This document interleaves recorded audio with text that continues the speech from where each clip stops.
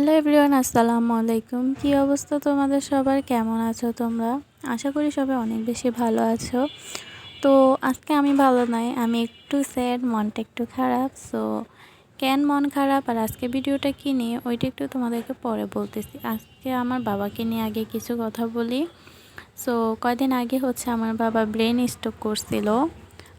স্ট্রোকটা করছিল আসলে প্রেশার থেকে। বাবার প্রেশার হঠাৎ করে হাই হয়ে যায় রাতে, অ্যান্ড বাবা বুঝতে পারেনি যে বাবা স্ট্রোক করছে। বাবা জাস্ট খারাপ লাগতেছিল।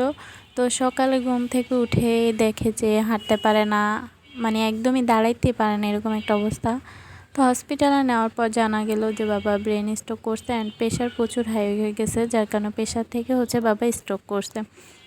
সো 2-3 দিন পরে বাবার এমন একটা অবস্থা হয়, যার কারণে বাবাকে আইসিইউতে ভর্তি করাইতে হয়েছিল। আইসিইউতে, প্রাইভেট হসপিটালে আইসিইউতে বাবা প্রায় 4 দিন ছিল। অনেক খারাপ একটা অবস্থা হয়েছে, যাক আলহামদুলিল্লাহ এখন মোটামুটি ভালোই আছে। এতদিন তো বাবা হাঁটতেই পারেনি, এখন মোটামুটি লাঠি ধরে অ্যান্ড একজনের সাহায্যে একটু হাঁটতে পারে, দাঁড়াইতে পারে। যাক আলহামদুলিল্লাহ, আল্লাহ দরবারে অনেক অনেক শুক্রিয়া। তো বাবাকে আমাদের 1 মাস 2 মাস পর পরে হসপিটালে নিয়ে দেখাইতে হয়, ডক্টর দেখাইতে হয়, যার কারণে আমরা নিয়ে গেছি। আর নেওয়ার সময় বাবার প্রেশার আবার হাই হয়ে গেছে, মানে বাবার প্রেশারটা মানে একটু গরম পড়লে বাবার শরীর খারাপ হয়ে যায়। তো রাস্তায় তো জ্যাম ছিল যে বাবার শরীর পুরো খারাপ হয়ে গেছে, যার কারণে বাবার পাঞ্জাবি আমরা 2 বোন মিলে খুলে দিছি। আমি আর বড় আপু মিলে বাবাকে হসপিটাল নিয়ে গেছিলাম। আর আজকে ভিডিওটা যেটা নিয়ে সেটা আমার সেজো জেঠু আজকে সকাল 11টায় মারা গেছে। সো এটা শুনে তো অনেক খারাপ লাগতেছিল। নিজের মানে জেঠু মানে আব্বুর আব্বুর সমানই। সো অনেক কান্নাকাটি করতেছিলাম। আসলে বিশেষ করে আমার বাবার অবস্থা দেখে আমার বেশি কান্না পাইতেছিল, কারণ আমার বাবা দিন দিন অনেক বেশি নরম হয়ে যাইতেছে অ্যান্ড মানুষ অনেক আজে বাজে কথা বলতেছে। তো বাবার জন্য অনেক বেশি খারাপ লাগতেছিল অ্যান্ড বাবার কথা আমার একটু বেশি মনে পড়তেছিল জেঠুর অবস্থা দেখে। অ্যান্ড আমার বাবা ভাইদের প্রতি অনেক ভালোবাসা। আমার বাবা যখন শুনছে তখন অনেক কান্না করছে, বাট বাবার যাওয়ার মতো অবস্থা নাই যে বাবা জেঠুকে দেখতে যাবে বা কবর দিয়ে আসতে যাবে, ওইরকম একটা অবস্থা বাবার নাই, কারণ বাবা দাঁড়াইতেই পারে না তেমনভাবে, বাবা অনেক বেশি অসুস্থ। তো বাবা তো যাইতে পারে নাই অ্যান্ড বাবা কান্না করতে করতে বাবার শরীর আরও খারাপ হয়ে গেছে, মাথা ঘুরাইতেছিল। সো আমি বাবার মাথায় একটু তেল দিয়ে দিতেছিলাম। আর আজকে যে কি বলবো, মানে আজকের দিনটা আমার বাবা সারাদিন অসুস্থতায় কাটছে। পরে যখন শুনলো জেঠু মারা গেছে, বাবা ওই অসুস্থ শরীর নিয়ে উঠে পড়ছে। মানে ভাইদের প্রতি আমার বাবার অনেক বেশি ভালোবাসা, স্বাভাবিক বিষয়, ভাই বোনদের প্রতি ভালোবাসা থাকবে। সো আমি আমার মেজো ভাই অ্যান্ড বড় আপু মিলে জেঠুকে দেখতে যাব, কবর দিয়ে আসবো।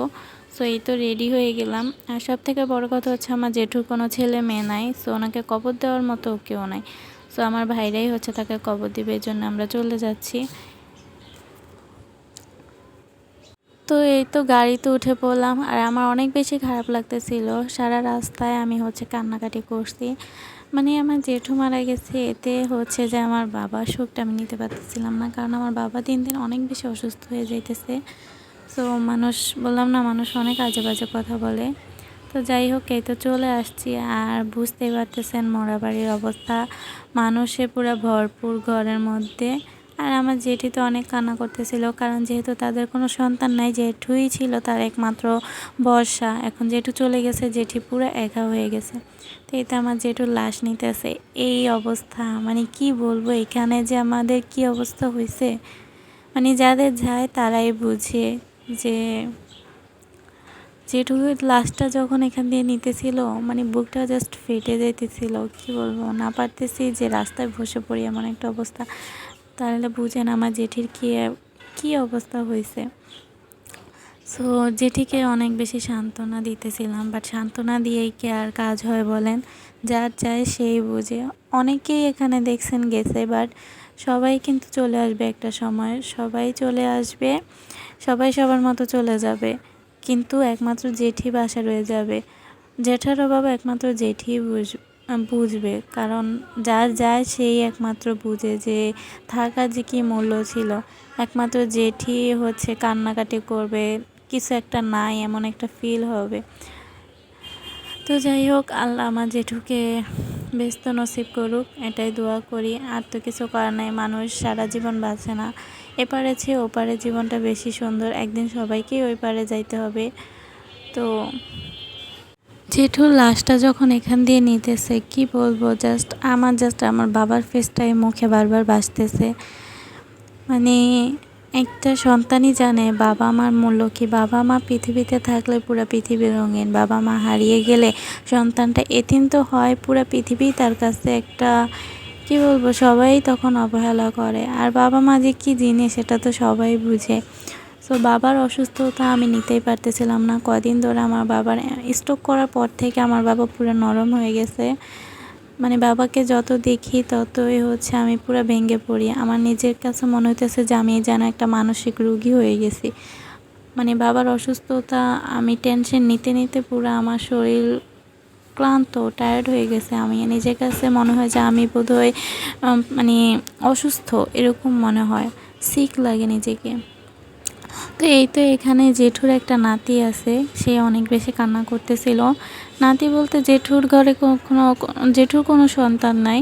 সো জেঠির যে বড় বোন, জেঠির বড় বোনের মেয়েকে তারা পালক আনছিল। আমি জানি না তোমরা পালক মানে বুঝো কি না। পালক মানে যে মানে অন্য কারো সন্তান নিজের সন্তান হিসেবে লালন পালন করছে, এরকম। সো ওই মেয়েটাও ওই মেয়েটাকে জেঠু ছোটো থেকে বড় করছে নিজের সন্তানের মতো করে। দেন যে জেঠু ওকে বিয়ে দিছিল, অ্যান্ড তার ঘরে প্রথম এই যে ও হয়েছিল, এই সন্তানটা।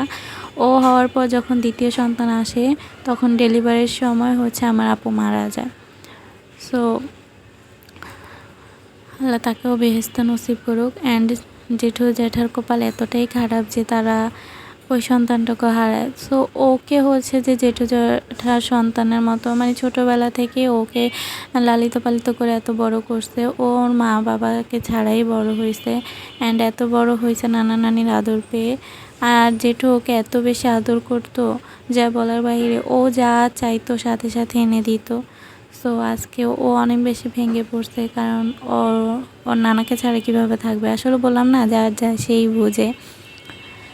তো সবাই আমার জেঠুর জন্য দোয়া করো, আল্লাহ যেন তাকে বেহেশত নসিব করে, সে যেন ওপারে ভালো থাকে। অ্যান্ড আমার বাবার জন্য দোয়া করো, আমার বাবা যেন খুব তাড়াতাড়ি সুস্থ হয়ে যায়, আল্লাহ যেন তাকে সুস্থ করে দেন, সুস্থতা দান করেন। সো আজকের মতো এখানে বিদায় নিচ্ছি। সবাই ভালো থাকবেন, সুস্থ থাকবেন, আল্লাহ হাফেজ।